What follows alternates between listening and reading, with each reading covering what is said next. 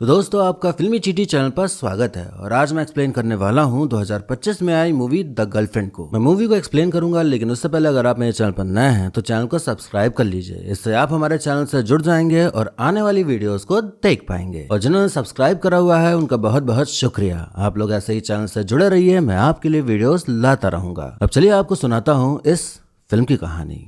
तो मूवी की शुरुआत में हम देखते हैं भूमा नाम की एक लड़की को, जिसने अभी कॉलेज में एडमिशन लिया है और वहीं के हॉस्टल में शिफ्ट हो रही है। वो लिटरेचर की पढ़ाई करने आई है, उसे लिखना पसंद है। भूमा स्वभाव से बहुत ज्यादा अच्छी है, स्वीट, सिंपल, भोली भाली, प्यारी लड़की है वो। वहाँ उसके दो दोस्त बन जाते हैं जो कि पढ़ाई लिखाई करने वाले बच्चे हैं। भूमा भी वैसे ही थी तो उनकी काफी अच्छी दोस्ती हो गई। कॉलेज में रैगिंग चल रही होती है तो सीनियर लड़कियां जूनियर लड़कियों की रैगिंग कर रही थी और सीनियर लड़के जूनियर लड़कों की। दुर्गा नाम की एक जूनियर है जो कि भोंदू सी बिल्कुल नहीं है, जो बात उसे बोलनी होती है वो बोल देती है। फिर हम देखते हैं विक्रम नाम के जूनियर को, जिससे सीनियर कहता है कि हमें एंटरटेन करके दिखाओ। विक्रम डांस करना चुनता है और इतना अच्छा डांस करता है कि सब उससे इम्प्रेस हो जाते हैं। दूर खड़ी उसका डांस देख रही दुर्गा भी। दुर्गा विक्रम के पास आकर सीधा बोल देती है कि वो उसे पसंद आ गया है। एक रात भूमा अपनी दोस्त के साथ स्कूटी से जा रही होती है तो स्कूटी एक कार में ठुक जाती है। कार वाला गुस्सा करने लगता है, लेकिन सॉरी वॉरी कहने के बाद शांत हो जाता है। विक्रम अपने दोस्तों के साथ वहाँ से गुजर रहा होता है, देखता है कि ये तो अपने ही कॉलेज की लड़की है। लगता है आदमी बदतमीजी से बात कर रहा है उससे। विक्रम भूमा की पूरी बात सुने बिना आदमी को कूट देता है। भूमा डर रही थी मारपीट देख के। उसका डरा हुआ रिएक्शन देख के विक्रम और मारता है आदमी को। भौकाल में धमकी भी देता है कि और मार खानी हो तो मेरे कॉलेज के बाहर आ जाना। अगले दिन भूमा को पता चलता है कि पुलिस विक्रम को उठा ले गई थी और विक्रम को बहुत मारा। जिस कार वाले आदमी को मारा था वो दरअसल पुलिस वाला था, तो आज विक्रम को धो दिया रगड़ के। भूमा उसे देखने जाती है, उसकी चोट देख के डर जाती है। कहती कि मैंने बोला था क्या बीच में आने को। विक्रम कहता देर रात सुनसान सड़क पर ये कोई तरीका होता है लड़कियों से बात करने का? मेरे कॉलेज की लड़कियां मेरी जिम्मेदारी हैं, इसलिए बीच में आया। भूमा कहती गलती हमारी थी, रॉन्ग साइड से हम आ रहे थे और हेडलाइट भी खराब थी। अब पिटाई उसकी वजह से हुई तो भूमा उसकी मलहम पट्टी करने लगती है। इतने अच्छे से दवा लगा रही थी कि विक्रम को अपनी माँ की याद आ जाती है। भूमा की माँ नहीं थी, उसे जन्म देते ही गुजर गई। उसके पिता ने ही उसे पाला है और वो काफी ज्यादा स्ट्रिक्ट टाइप के पापा हैं। उसके जाने के बाद विक्रम के दोस्त विक्रम को चढ़ाने लगते हैं, ये सोचकर कि इन दोनों के बीच कुछ चल रहा है। विक्रम को भूमा पसंद भी आ गई थी। एक दिन चुपके से उसके रूम जाता है और उसके सब सामान को देखता है। वो भूमा से बात करने के बहाने ढूंढने लगता है। धीरे धीरे उन दोनों की दोस्ती हो जाती है। मिलना जुलना, बातें करना, खाना पीना, घूमना सब होने लगा था साथ में। एक लड़की भूमा से आकर पूछती है कि तुम्हारे और विक्रम के बीच कुछ चल रहा है क्या? भूमा कहती नहीं, कुछ नहीं, मैं तो यहाँ सिर्फ पढ़ने आई हूँ। रिश्ते बनाना, प्यार करना ये सब मेरे लिए नहीं है। मेरे पापा मुझे मार डालेंगे और वही आता है मुझसे बात करने। अब इग्नोर करूंगी तो उसे रूड लगेगा ना। अब शाम में भूमा पढ़ रही होती है कि तभी विक्रम फोन करता है। कहता कि हाय पापा, मूवी देखनी थी ना, HD में डाउनलोड कर ली है, आ जाओ। भूमा कहती इस टाइम पे बॉयज हॉस्टल कैसे आ सकती हूँ? विक्रम कहता तुम टेंशन मत लो, मैं सब संभाल लूंगा, तुम बस आ जाओ। भूमा उसके रूम चली जाती है और फिर दोनों मूवी देखना शुरू करते हैं। भूमा मूवी देख रही होती है और विक्रम उससे। मूवी खत्म हो जाती है तो भूमा जाने लगती है तो विक्रम कहता थोड़ी देर और रुक जाओ ना। विक्रम धीरे धीरे उसके करीब आने लगता है, इतना करीब आ जाता है उसके कि चुंबन हो जाती है। भूमा के लिए ये सब फीलिंग बहुत नई, बहुत अलग थी। उन दोनों के बीच फिर अच्छे से चुम्मी होती है। भूमा के दिमाग में वही सब चलने लगता है कि कैसे हो गया सब। विक्रम और भूमा ने किस किया ये बात पूरे कॉलेज में फैल जाती है, जो कि खुद विक्रम ने बताई। भूमा डर जाती है कि अब सब क्या सोचेंगे, जज करेंगे उसे, उल्टी सीधी बातें बोलेंगे। जो कुछ भी भूमा ने सोचा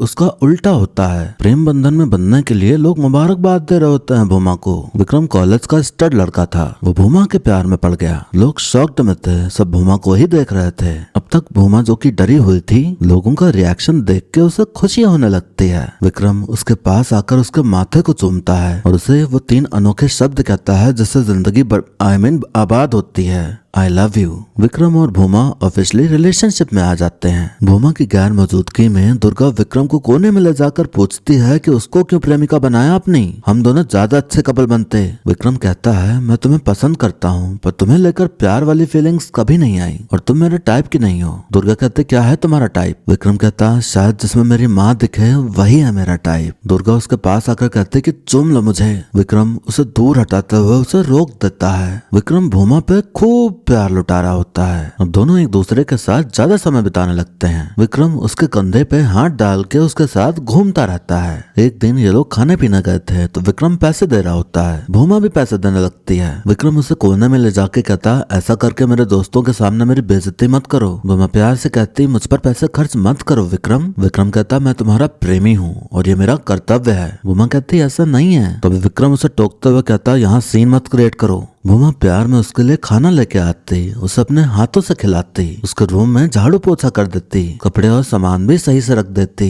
रोमांस भी होता रहता था इनके बीच। भूमा का जो दोस्त था विनय, वो मन ही मन भूमा को पसंद करता था, पर उसका दिल टूट गया क्योंकि वो तो अब विक्रम की हो गई। भूमा को जब उसकी फीलिंग्स पता चली तो वो उसे प्यार से समझा देती है। तभी वहाँ विक्रम आ जाता है तो विनय चला जाता है। विक्रम ने सब सुन लिया था तो वो कहता कि इन लड़कों को तुम नहीं जानती, ये मासूम होने का नाटक करते हैं सिर्फ। उससे अपनी दोस्ती तोड़ लो वरना वो कोई ना कोई दिक्कत पैदा करेगा। भूमा कहती, विनय बाकी लड़कों जैसा नहीं है, बहुत अच्छा लड़का है वो। विक्रम कहता, मैं तुम्हारा प्रेमी हूँ, मैं ही तुम्हारा सब कुछ हूँ, तो फिर फालतू लोगों की क्या ही जरूरत, मैं हूँ ना तुम्हारे लिए। थोड़ी देर बाद विक्रम अपने दोस्तों को लेकर पहुंच जाता है विनय के पास। विक्रम उससे कहता है उसकी मदद करके उसे पटाने की कोशिश मत करो। विनय कहता, मैं उसे नहीं पटा रहा, वो तो मेरी अच्छी दोस्त है। विक्रम तुरंत उसे पीटने लगता है। तभी वहाँ भूमा आ जाती है और ये देख के चिल्लाते हुए विक्रम को वहाँ से जाने बोलती है। भूमा विनय से माफी मांगने लगती है तो विनय कहता, आज के बाद मुझसे बात मत करना। विक्रम भूमा के पास आकर उसके पैर पकड़ उससे माफी मांगने लगता है। कहता, मेरी सबसे बड़ी प्रॉब्लम है कि मुझे जलन बहुत होती है, लेकिन इसका मतलब यह है कि मैं तुमसे कितना ज्यादा प्यार करता हूँ। अब एक दिन दुर्गा विक्रम को फिर से घसीट ले जाती है कोने में। दुर्गा उसे गले से लगा लेती है। पहले विक्रम मना करता है लेकिन फिर खुद भी हाथ रख देता है उस पर। दुर्गा कहते है कि हम तुम्हारी प्रेमिका के हॉस्टल के नीचे हैं, अगर उसने देख लिया तो।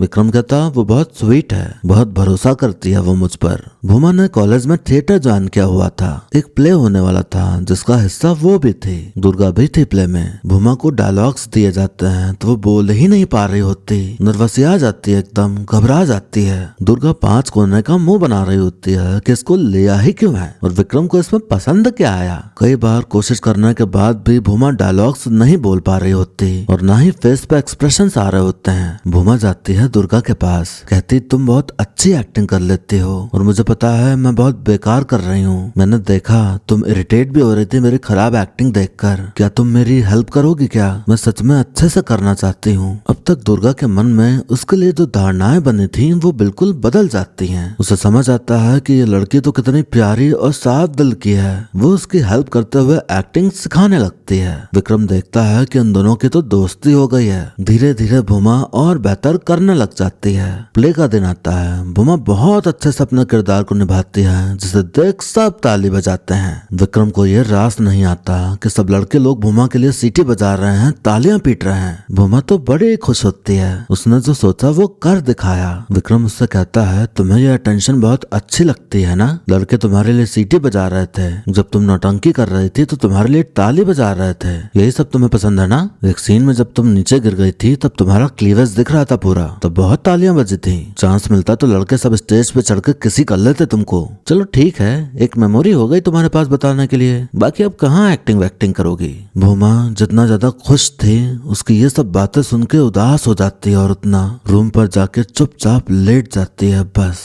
अब एक दिन दुर्गा भूमा के पास आकर कहती कि चलो मेरे साथ घूमने चलो, तुम मेरे दोस्त भी रहेंगे, खूब मौज करेंगे हम। भूमा कहती, विक्रम मेरा कैंटीन में वेट कर रहा होगा, मैं नहीं गई तो खाना नहीं खाएगा। दुर्गा कहती, छोटा बच्चा थोड़ी है वो, तुम चलो मेरे साथ, फोन वोन करने को रहने दो, चलो बस तुम। भूमा दुर्गा और उसके दोस्तों के साथ खूब एंजॉय कर रही होती है। दुर्गा उससे पूछती है, क्या तुम विक्रम के साथ सच में खुश हो? भूमा थोड़ा पॉज लेती है, फिर कहते कि वो बहुत स्वीट है, वो तो चाहता है मैं उसके पास ही रहूं, उसके लिए सब कुछ मैं ही करूं। टाइम पे खाना नहीं खाता, रूम की सफाई भी नहीं रखता, कपड़े भी इधर उधर पड़े रहते हैं, टिपिकल लड़का है वो, मैं ही सब कुछ करती हूँ। वो तो गर्व से सबको बताता है कि मैं उसकी माँ की तरह उसका ख्याल रखती हूँ। दुर्गा को भूमा के लिए बुरा लग रहा था, वो जानती थी कि सच क्या है। उससे कहती है कि विक्रम तुम्हारे लिए सही नहीं है, अगर तुम विक्रम जैसे लड़के से शादी करोगी तो तुम्हारी जिंदगी उसके इर्द गिर्द ही घूमती रह जाएगी। और हाँ, एक और बात, कॉलेज के पहले दिन ही मुझे विक्रम से प्यार हो गया था, लेकिन जब तुम उसकी जिंदगी में आई मुझे तब समझ आया कि विक्रम मेरी जैसी लड़की से कभी प्यार नहीं करेगा।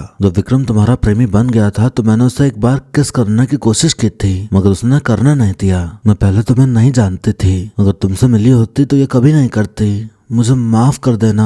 भूमा दुर्गा से नाराज होकर वहाँ से चली जाती है। वो जाती है विक्रम के पास तो वो ताने मारने लगता है कि घंटों कैंटीन में वेट किया और ये चली गई दोस्तों के साथ मौज करने। भूमा का जब वो मुंह बना देखता है तो उससे पूछता है कि कुछ हुआ है क्या। भूमा उससे बस इतना पूछती है, तुमने खाना खाया क्या? नहीं खाया था उसने, तो वो उसे खाना खिलाने चली जाती है। अब एक दिन अचानक विक्रम उसे अपने घर लेके चला जाता है अपनी माँ से मिलवाने। माँ जी का रवैया थोड़ा अलग था। माँ की नजरें नीचे थी और बस मुस्कुराया जा रही होती हैं। विक्रम के आते ही उन्होंने उसके जूते रखे तो भूमा कहती रहने दीजिए मैं कर देती हूँ। विक्रम कहता माँ को करने दो अभी तो, बाकी शादी के बाद तो तुम्हें ही करना है ना ये सब। माँ देखो तुम्हारी बहू है ये, अरे नजरें उठाकर देख तो लो उसे। माँ तुरंत लग जाती है खाना बनाने में। भूमा विक्रम से पूछती है कि तुम्हारी माँ बोल नहीं सकती क्या? विक्रम कहता अरे ऐसा नहीं है, उनको आदत हो गई है। घर में जब भी मेहमान आते तो वो चुप ही रहती हैं, उनसे आंखें तक नहीं मिलाती, चुपचाप किचन में चली जाती हैं। नहीं तो मेरे पापा को बिल्कुल अच्छा नहीं लगता था। उस जनरेशन की औरतों की बात ही अलग थी, उनके तौर तरीके,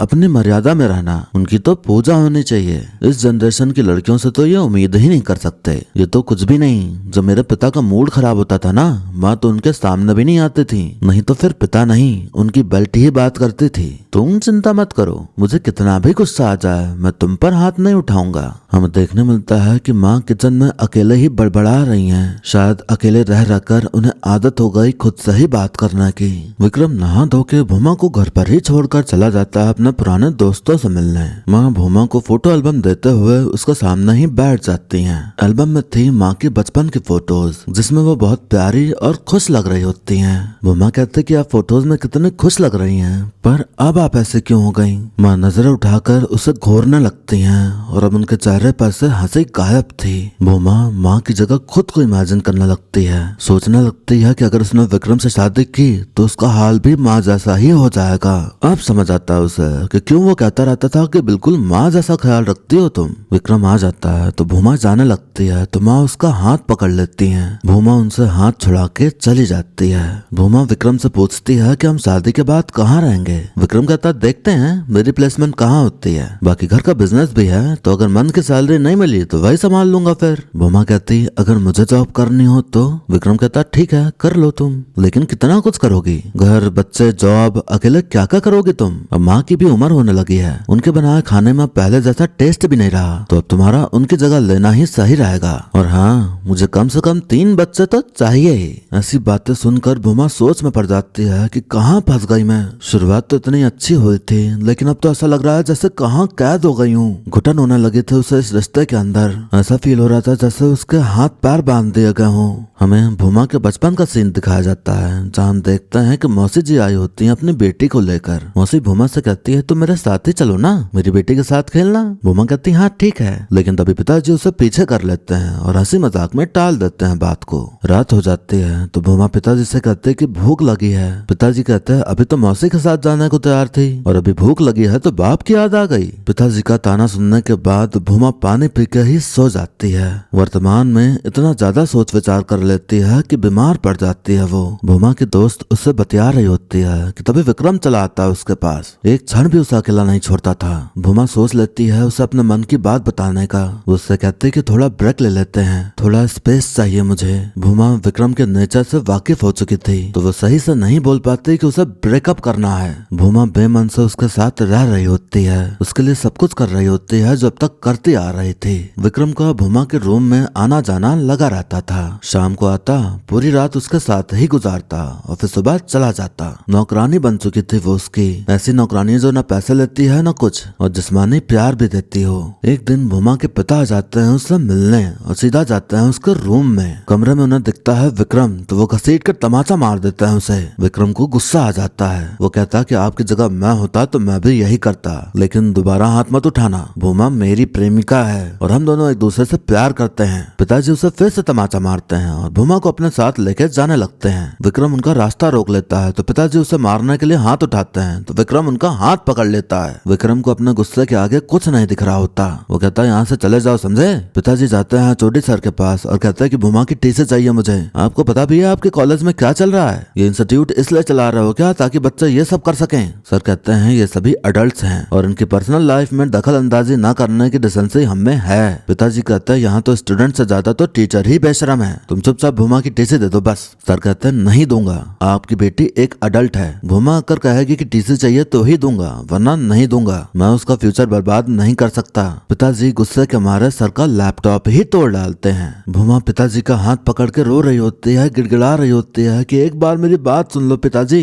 पर पिताजी कुछ नहीं सुनना चाहते थे। विक्रम अपने दोस्तों के साथ कॉलेज के गेट के पास खड़ा हो जाता है ताकि भूमा को वो ले ना जा पाए। पिताजी कहते हैं अभी के अभी मेरे साथ चलो। भूमा को अपना करियर प्यारा था, वो अपनी पढ़ाई छोड़कर नहीं जाना चाहती थी। भूमा नहीं जा रही होती। पिताजी को लगता है कि लड़के के चक्कर में नहीं जा रही। विक्रम भी आकर पिताजी को उल्टा सीधा सुना देता है। पिताजी गुस्से में भूमा को ही थप्पड़ मार कर वहाँ से चले जाते हैं। विक्रम चला जाता है अपने घर शादी की तैयारियां करने भूमा को बिना बताए। भूमा पिताजी को कॉल कर रही होती है लेकिन पिताजी फोन काट दे रहे होते हैं बार बार। जो कुछ भी हुआ उसके लिए भूमा एचओडी सर से माफी मांगती है। सर कहते हैं जब हम बच्चे होते हैं हमारे सभी इंपॉर्टेंट फैसले पेरेंट्स लेते हैं और वो सही भी है, पर बड़े होने के बाद भी तुम्हारी लाइफ के सारे इंपॉर्टेंट फैसले अगर वही लेते हैं, अगर वो हमें अडल्ट की तरह ट्रीट नहीं करते तो वो सही नहीं होता, क्योंकि फिर उन फैसलों के नतीजे कैसे भी हों उन्हें नहीं तुम्हें जिंदगी भर भुगतना पड़ते हैं। तुम्हारे पापा थोड़े कंट्रोलिंग और पॉसेसिव टाइप के लगे। तुम क्या पढ़ना चाहती हो, शादी कब करनी है या नहीं करनी है, किससे करनी है, कब करनी है, शादी के बाद जॉब करनी है या नहीं करनी है, ये तुम्हारी जिंदगी के फैसले लेने का हक तुम्हें है, न तुम्हारे पापा को है न तुम्हारे पति को है। टीसी लेकर तुम्हें घर के चौखट के अंदर रहना है या इस दुनिया से लड़कर उसमें एक पहचान बनानी है। जो भी करना हो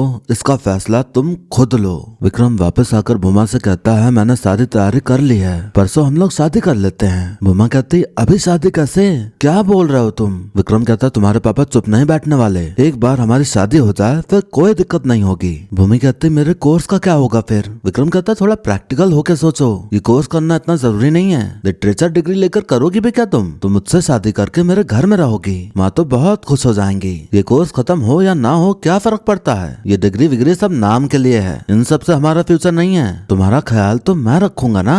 विक्रम के इस इंस्टेंट फैसले से भूमा का दिमाग घूम जाता है। पूछती तुम ख्याल कैसे रखोगे, कुल मिला के 9 बैग हैं तुम्हारी, मैंने कहा क्लियर कर लो लेकिन तुमने मेरी मानी नहीं। अब शांति से मेरी बात सुनो तुम, मैं तुमसे अलग होना चाहती हूँ, मैं तुमसे प्यार नहीं करती, मुझे माफ कर देना पर प्लीज मुझे जाने दो, मैं तुम्हारे साथ खुश नहीं हूँ। उस रात को तुमने अचानक से मुझे चूमा और उसके बाद फिर पता नहीं क्या क्या हुआ, अचानक से इतना सब कुछ होता गया, लेकिन अब ये और नहीं कर सकती। मेरी लाइफ में मुझे क्या चाहिए पहले मैं वो सोचना चाहती हूँ, मुझे बहुत घुटन हो रही है तुम्हारे साथ रहकर। विक्रम कहता मेरी फीलिंग्स का क्या? भूमा कहती थोड़ा समय लगेगा पर मूव ऑन कर जाओगे, लेकिन अगर तुम्हारे साथ रही तो मैं कभी खुश नहीं रह पाऊंगी। विक्रम को उसकी कोई बात नहीं समझ आती, वो पागलों जैसा सरफिरा आशिक जैसा रिएक्ट करने लगता है। वो सोच रहा था कि अब तक तो रह रही थी मेरे साथ, पर जैसे ही शादी की बात की तो पीछे हट रही है। विक्रम की नजर में भूमा विलन बन गई थी, वो लड़की बन गई थी जो टाइम पास करती है और फिर छोड़ देती है। वो अपना गुस्सा अपने रूम की सारी चीजें तोड़कर निकालता है। उसके सारे दोस्त उसके इस पागलपन को सपोर्ट करने भी चले आते हैं। हाँ में हाँ मिलाते हुए कहता है कि लड़कियां तो होती ही ऐसी हैं, पहले एटीएम की तरह हमें यूज करती हैं और फिर जब शादी की बात आती है तो बहाना देकर निकल लेती हैं। लड़कों के साथ ऐसा ही होता है यार। अगले दिन विक्रम दोस्तों को साथ लेकर भूमा का रास्ता रोक लेता है, उसे अकेले में ले जाता है और गला पकड़ लेता है उसका। उसे गंदा गंदा बोलने लगता है कि जब शादी नहीं करनी थी तो मेरे साथ सोए क्यों?